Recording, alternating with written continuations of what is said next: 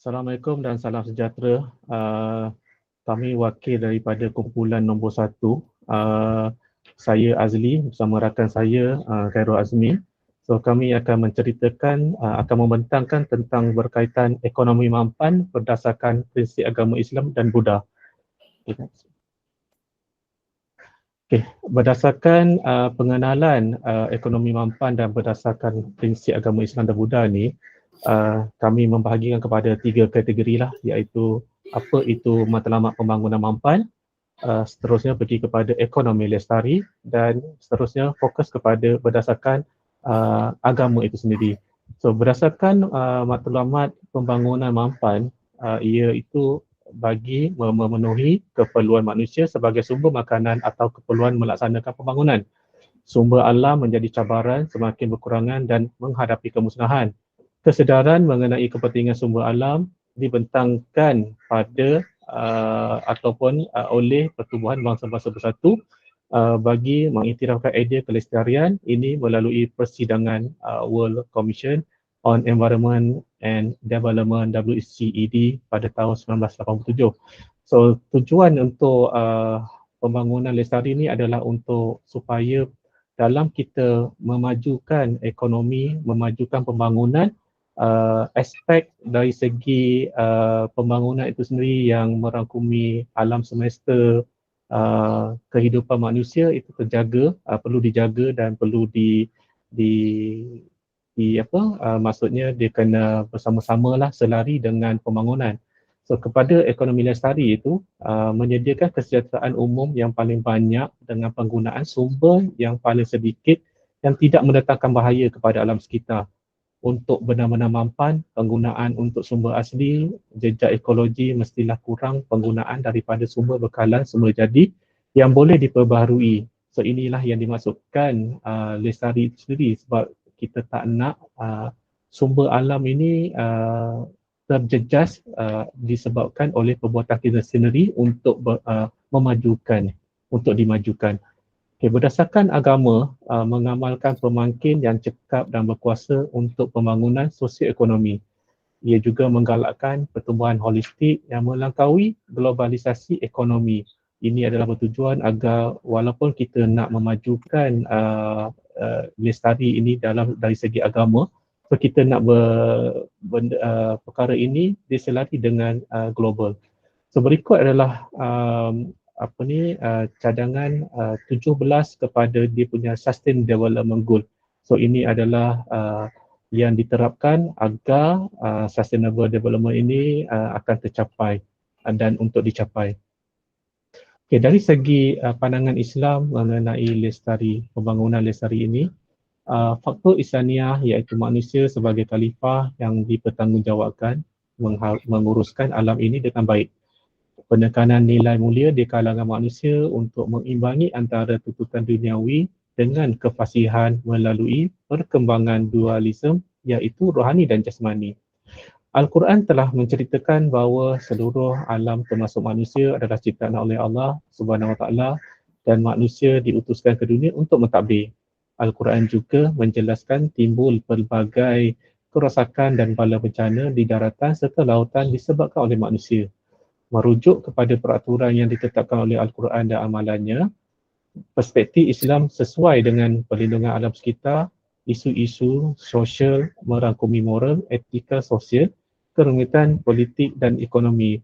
Dan berdasarkan surah Al-Baqarah ayat 30, dan ingatlah ketika Tuhanmu berfirman kepada malaikat, sesungguhnya aku hendak menjadikan seorang khalifah di bumi. Mereka bertanya tentang hikmat ketetapan Tuhan itu dengan berkata, adakah engkau, ya Tuhan kami, hendak menjadikan di bumi itu orang yang akan membuat bencana dan menumpahkan darah, berbunuh-bunuhan. Padahal kami sentiasa bertasbih dengan memujimu dan mensucikanmu. Tuhan berfirman, sesungguhnya aku mengetahui akan apa yang kamu tidak mengetahuinya. Okey, berikut adalah konsep kelestarian Islam. Ianya tertakluk kepada graf yang ada ini, iaitu terbagi kepada 4 prinsip utama kelestarian. Keadilan, melaksanakan pengurusan yang cemerlang, ihsan, nilai sosial, arham, menghindari daripada melakukan kerosakan fasad sebagaimana yang telah diterangkan oleh Al-Jayusi 2012. Faktor ini dapat menyumbang keputusan yang lebih baik terhadap ketiga-tiga komponen kelestarian iaitu sosial, alam sekitar dan ekonomi sebagai berikut. Prinsip adil meletakkan sesuatu perkara di tempat atau haknya, tidak terhad pada aspek keadilan undang-undang sahaja, melaksanakan amanah tersebut dengan baik. Prinsip cemerlang, kecekapan penghasilan produktiviti atau perkhidmatan yang disasarkan. Kecemerlangan alam sekitar merujuk kepada pengurusan terbaik dan berkualiti. Kecemerlangan sosial merujuk kepada pengurusan sosial yang cekap dan berkualiti yang mana mengajak manusia berbaik. Prinsip nilai sosial, tulang belakang konsep merangkumi akidah, syariat dan akhlak. Digalakkan berkongsi sumber melalui amal kebajikan seperti zakat serta wakaf untuk bantu fakir atau miskin. Prinsip menghindari daripada melakukan kerosakan fasad. Manusia telah melaksanakan pembangunan tanpa memikirkan kepada kesan alam sekitar yang lama kelamaan akan menjejaskan manusia. Kerosakan juga berlaku terhadap sosial dan ekonomi disebabkan oleh perbuatan manusia itu sendiri. Sikap yang boleh menggugat kepada keadilan sosial seperti mengambil hak orang lain, memporak-perandakan masyarakat adalah ditegah di dalam Islam kerana ia akan menyumbang kepada kerosakan sistem sosial. Berikut adalah sistem berlandaskan Islam yang kami fokuskan kepada wakaf. Menurut Ibnu Qudamah 1985, Tahbis al-Aswal wal Tasbil al-Tamarah 34 yang bermaksud menahan harta yang asal dan menyalurkan hasil. Sebagai suatu bentuk pengembangan harta yang bercirikan penjanaan manfaat secara mampan, harta wakaf terdiri pada harta yang tidak akan musnah setelah digunakan dan berupaya menjana manfaat tanpa menghabiskan ain harta tersebut. Ditadbir oleh prinsip fundamental iaitu kekal, tidak boleh dipindah milik dan ditarik balik. Sejarah ketamadunan Islam membuktikan bahawa wakaf memainkan peranan penting sebagai sektor ketiga yang meringankan beban kerajaan dalam membiayai kebajikan masyarakat. Daripada Ibnu Umar radhiyallahu anhu, baik balik tadi. Okay. Berdasarkan daripada Ibnu Umar radhiyallahu katanya, Umar telah mendapat sebidang tanah di Khaibah. Kemudian dia datang menghadap Nabi SAW untuk meminta pendapat berkenaan cara menguruskannya. Katanya, wahai Rasulullah, saya telah mendapat sebidang tanah di Khaibah. Saya belum pernah memperoleh harta yang lebih baik daripada ini. Baginda bersabda, jika kamu suka, tahanlah tanah itu, wakafkanlah tanah itu dan kamu sedekahkan manfaatnya. Lalu Umar mengeluarkan sedekah hasil tanah itu dengan syarat tanahnya tidak boleh dijual dan dibeli serta diwarisi atau dihadiahkan. Umar mengeluarkan sedekah hasilnya kepada fakir miskin, kaum kerabat dan untuk memerdekakan hamba untuk orang yang berjihad di jalan Allah serta untuk bekal orang yang sedang dalam perjalanan dan menjadi hidayah untuk tetamu. Orang yang mengurusnya boleh makan sebahagian hasilnya dengan cara yang baik dan boleh memberi makan kepada temannya dengan sekadarnya. Muttafaq alaih dan susunan matan tersebut menurut riwayat Muslim. Okay, berikut adalah sumbangan ekonomi mampan dari segi wakaf yang kami fokuskan kepada negeri Johor.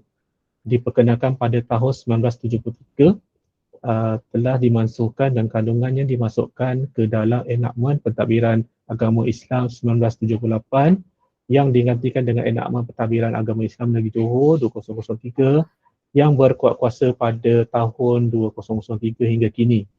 Okay, dari sudut pentadbiran, institusi wakaf secara rasmi diwujudkan negeri Johor pada tahun 1985 yang ditadbir secara langsung oleh Sultan Johor. Urusan ini diserahkan kepada Setiausaha Kerajaan Negeri Johor sebagai pemegang amanah dalam menguruskan hal ehwal wakaf sebelum menyerahkan tanggungjawab tersebut kepada Jabatan Agama Islam di bawah pentadbiran yang dipertua. Berikutan penguatkuasaan enakmen pentadbiran agama Islam 1978, hal ehwal wakaf telah ditadbir oleh Majlis Agama Islam Negeri Johor. Berikutan penguatkuasaan enakmen pentadbiran agama Islam, hal ehwal wakaf telah ditadbir di enakmen berkenaan telah dipinda dan digantikan dengan enakmen pentadbiran agama Islam Negeri Johor 2003 oleh Majlis Agama Islam Negeri Johor. Berdasarkan jadual 1 adalah jumlah dan keluasan tanah wakaf di Negeri Johor yang pada tahun 2011 hingga 2017.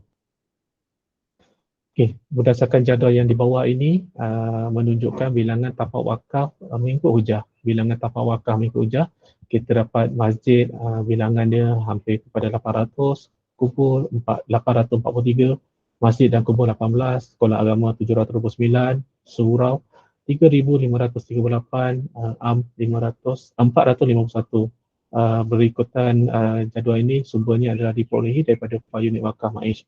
Jadual 3 menunjukkan senarai projek saham wakaf yang terdapat di Johor, senarai projek saham wakaf Johor, iaitu daripada bilangan nombor 1 hingga ke nombor 9. Berikutan itu sumber ini adalah diperolehi daripada Datuk Magadut 2014. Okey, balik kepada prinsip yang seterusnya adalah prinsip Buddha. Prinsip Buddha ni dikenalkan oleh Fourth Parts of the Buddha pada tahun 1977. Dia terbahagi kepada 3, ialah peluang kerja untuk orang ramai, capai kesejahteraan maksimum dan tidak dengan penggunaan minimum, dan pemikiran jangka panjang dan penggunaan sumber tidak boleh diperbarui secara berhemah. Okey, untuk peluang kerja untuk orang ramai, pelibatan dalam pembangunan diri, atasi sikap penting diri, kerjasama, socialism dan cipta barangan dan perkhidmatan. Untuk capai kesejahteraan maksimum, kesederhanaan tanpa kekerasan dan sara diri. Okey, prinsip Buddha yang diperkenalkan oleh Venerable Payutto Buddhist Economist pada tahun 1994 ialah ekonomi jalan pertengahan, iaitu realisasikan kesejahteraan berdasarkan penggunaan optimum, tidak mencederakan diri sendiri dan orang lain. Okey, sistem Buddha ni dia terbahagi kepada 4, ialah kebahagiaan, negara kasar, gross national happiness. Yang pertama adalah sistem ni diperkenalkan oleh Raja Bhutan sebagai alternatif pembangunan untuk menjelmakan nilai-nilai dalam Buddha dan Bhutan. Indeks sejajar dengan ajaran Buddha yang memfokuskan kepada kebahagiaan manusia, dibangunkan dengan 4 tonggak, iaitu pembangunan ekonomi, integriti budaya, kesihatan alam semula jadi, dan tadbir urus yang baik sejajar dengan matlamat pembangunan mampan SDG. Okey, Buddha ni dia kepada Pancasila, moralitas dan umat Buddha ni dia ada 5, iaitu aku bertekad melatih diri menghindari pembunuhan makhluk hidup. Aku bertekad melatih diri menghindari pengambilan barang yang tidak diberikan. Aku bertekad melatih diri menghindari perbuatan asusila. Yang keempat adalah aku bertekad melatih diri menghindari ucapan bohong. Yang terakhir, aku bertekad melatih diri menghindari minuman memabukkan, hasil penyulingan atau peragian yang menyebabkan lemahnya kesedaraan. Okey, sumbangan kemampanan Buddha dalam beberapa tahun kebelakangan ini alternatif kepada arus perdana ajaran Buddha untuk pembangunan mampan sosial ekonomi telah disemak dingin dan diperbincangkan. Terdapat sekurang-kurangnya 3 di mana ajaran Buddha boleh menyumbang kepada ekonomi yang mampan. Okey, sumbangan kemampanan Buddha terbahagi dan terdapat pada 3. Yang pertama adalah disiplin moral. Yang kedua adalah tidak mementingkan diri sendiri. Yang ketiga adalah perubahan pada peringkat individu dan masyarakat tidak dapat dipisahkan. Okey, berbalik kepada disiplin moral. Walaupun perbincangan terperinci tentang tentang kebaikan dalam pasaran menampaknya lebih menumpukan kepada kepentingan diri dan jangan tidak kelihatan oleh the word of state. Okey, untuk tidak mementingkan diri sendiri pula, timbul pandangan bahawa tidak ada entiti diri sendiri yang benar, yang bebas daripada keadaan lain. Okey, berbalik kepada perubahan pada peringkat individu dan masyarakat, dua dimensi kehidupan kita iaitu dalaman dan luaran, peribadi dan sosial. Okey, kebahagiaan negara kasar adalah gross national happiness. Okey, Raja Bhutan Yamin Semin dan kerajaannya telah mempromosikan konsep kebahagiaan negara kasar pada tahun 1972 berdasarkan nilai kerohanian Buddha sebagai pengimbang untuk mengukur pembangunan negara mengikut keluaran negara kasar, KDNK. Ini merupakan komitmen untuk membina ekonomi dan memenuhi budaya Bhutan berdasarkan nilai kerohanian. Agama Buddha juga telah mengajar bahawa semua manusia harus menunjukkan belas kasihan antara satu sama lain dan daripada komuniti global. Okay. Langkah GNH telah dibina untuk memenuhi pelbagai kriteria yang diperlukan untuk mengukur kebahagiaan sesebuah negara dan juga relevan daripada dasar negara tersebut. Ukuran kebahagiaan negara kasar mungkin dianggap terdiri daripada satu soalan psikologi yang itu mengambil semua perkara bersama-sama, adakah anda akan mendapatkannya. Okey, perbezaan strategi antara ekonomi tradisional perbezaan strategi antara ekonomi tradisional dan Buddha. Okey, ekonomi tradisional adalah memaksimumkan kepentingan diri, memaksimumkan keuntungan, memaksimumkan penggunaan instrumental, memaksimumkan keinginan. Untuk agama Buddha pula, kurangkan kepentingan diri, kurangkan penderitaan ataupun kerugian, kurangkan penggunaan instrumental dan kurangkan keinginan. Okey, perbezaan antara ekonomi Islam dan Buddha. Di sini kita ada beberapa perbezaan yang kita dapat rumuskan dalam kita punya ni adalah berdasarkan undang-undang syariah, hadis dan Al-Quran, adil dan sama rata, tidak batas status seseorang itu, rasa bertanggungjawab dalam diri setiap orang untuk membantu mengekalkan sosial, ekonomi dan alam sekitar. Okey, untuk agama Buddha pula ialah ekonomi Buddha lebih berbeza dari perspektif dan berdasarkan bilangan sistem ekonomi berteori. Tiga teori pembangunan ekonomi seperti gross national happiness, supply ekonomi dan unprecedented of the king of people.